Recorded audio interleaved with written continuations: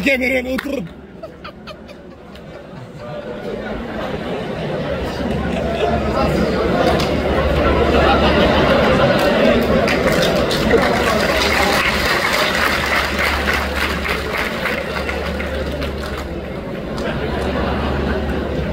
गुरुर् ब्रह्मा गुरुर्विष्णू गुरुदेव महेश्वरा गुरु साक्षात परब्रह्म तस्मै श्री गुरुवे नमः.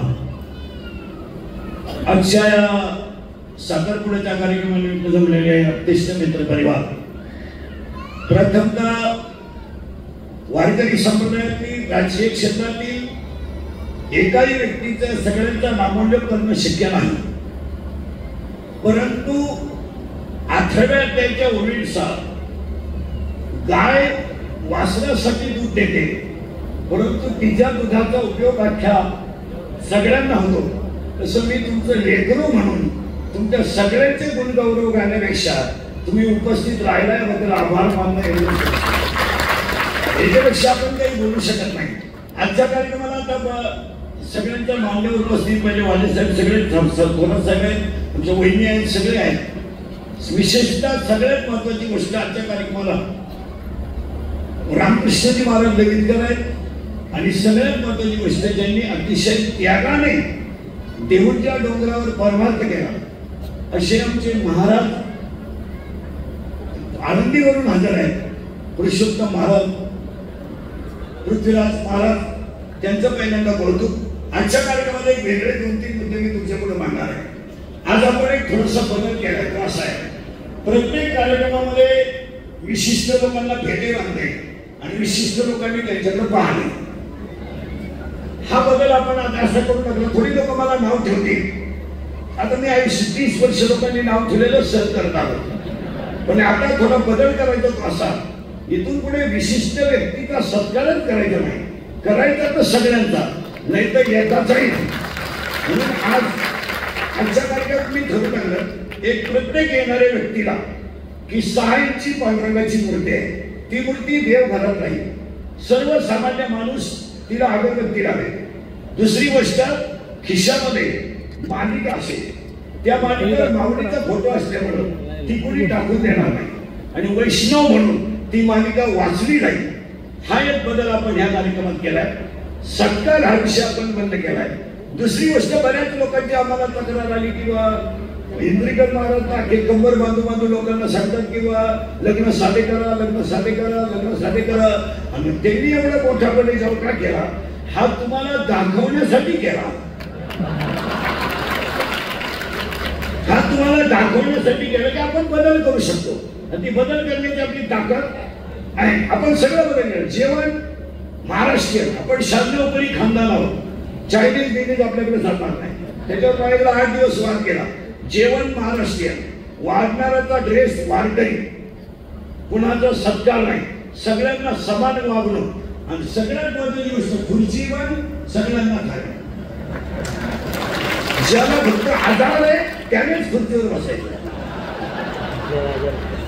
ज्याला खुद्याचा मणक्याचा आधार आहे त्याने खुर्चीवर बसायचं, जो सुदूर आहे त्यांनी खाली बसायचं. वारकरी संप्रदायाने उभ्या जगाला एकात्मता आणि संघटन कौशल्य शिकवलं. वारकरी संप्रदायाने कुणाला कमी मानलं नाही, कुणाची स्तुती केली नाही, कुणाची निंदा केली नाही आणि कुणाचं जास्त कौतुकही केलं नाही.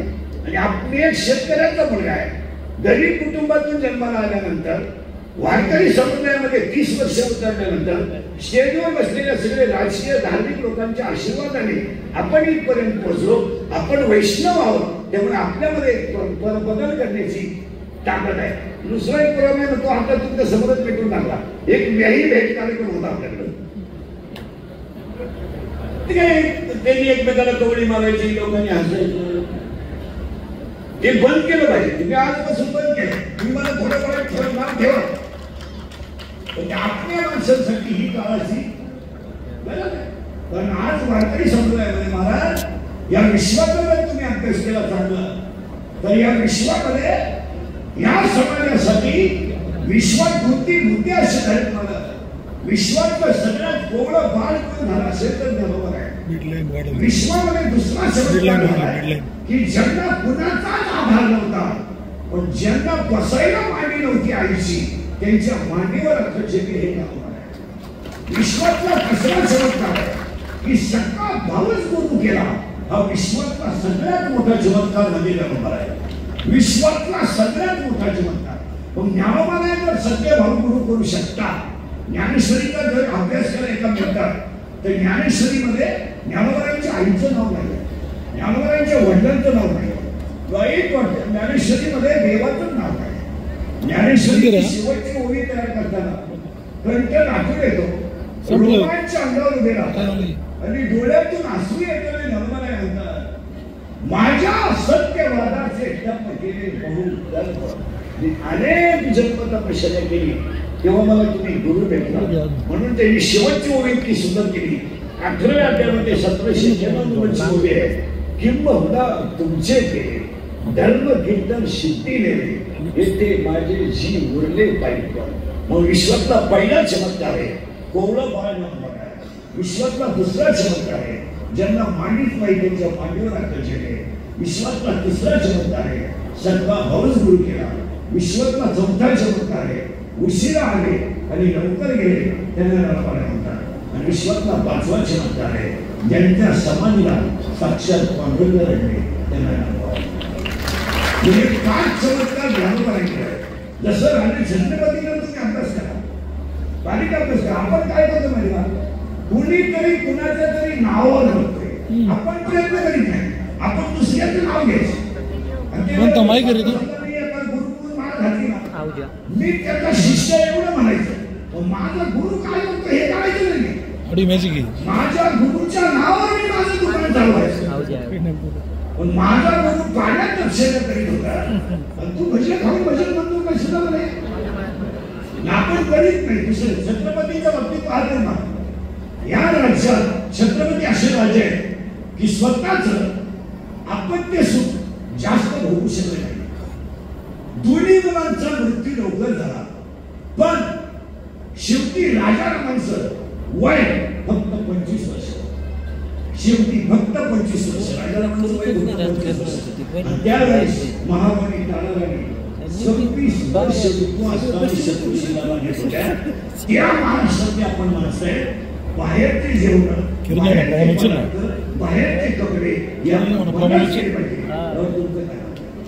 बाहेरचा आहार नको, बाहेरचे कपडे नको. आज शब्दामध्ये मी तुमचं सगळ्यांचं कौतुक करू शकत नाही, परंतु एवढे स्टेजवर बसलेली सगळी माणसं आहेत. हे मी तुमच्या पुढे एवढंच आहे की येथे माझे उरले पाईपवर. मी फक्त तुमचं लेकरू म्हणून, आपला माणूस म्हणून आतापर्यंत मोठा झालो. माझ्या कुटुंबावर असलेलं आणि आमच्या देशमुख परिवारावर असलेलं प्रेम तुम्ही असंच ठेवावं, एवढीच ईश्वरची प्रार्थना. आता आमचा मुलगा तयार झाला आहे, बापावर जसं तुम्ही प्रेम केलं तशी माझ्या मुलावर केलं तरी आमची बरोबर होईल.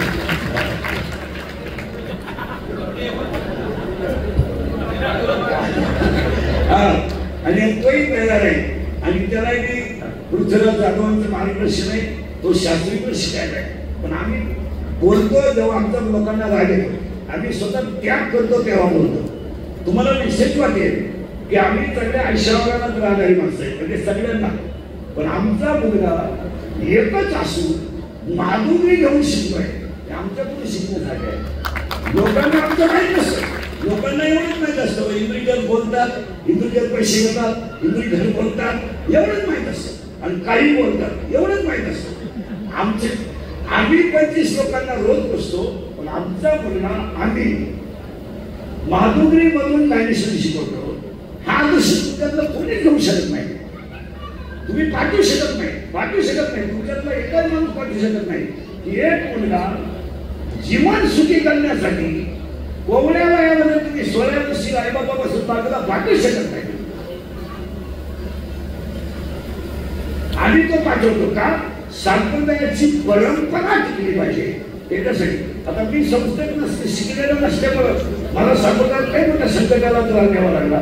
तेवढ्या संकटातून रात्रंदिवस संकट करून करून करून स्वतःचा टोकाला पोहोचलो. पण ते त्याला जमणार नाही, म्हणून तो तयार होऊन लोकांमध्ये जावा ही माझी मोठी गोष्ट. त्याला जमणार ते, मला जमलं ते त्याला जमणार नाही. पण तोही भक्कम असल्यामुळं त्याचा पाया त्याग करायचा आणि मग तुमच्याकडे सोडायचा आहे. आता मी अजून 1-2 वर्ष आहे तुम्ही मला सांभाळणार आहे ते 2-3 वर्ष,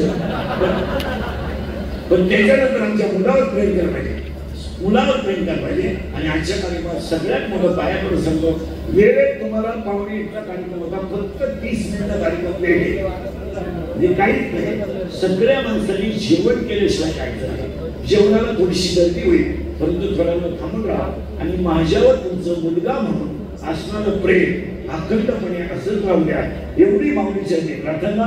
जय हिंद, जय महाराष्ट्र.